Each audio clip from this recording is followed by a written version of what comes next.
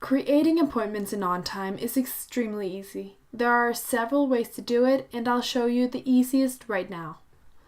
The first one is by using the mouse and dragging on a time frame in your calendar, releasing it, and there you now have an appointment on that start date and time with your chosen length.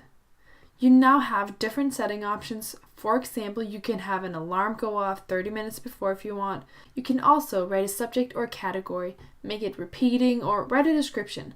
Now just say save, and then you have your final appointment. You can now see your subject and event details. Creating an all-day event is also very easy.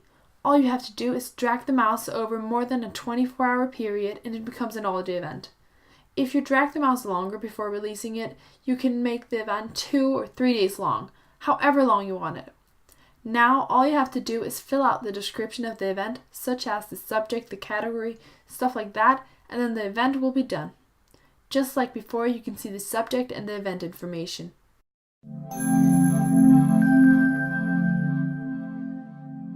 Thank you for watching. We hope you enjoyed the video and found it helpful. If you did, please don't forget to subscribe and visit our YouTube channel for more videos like it. You can also visit our website for more information and to try it out yourself.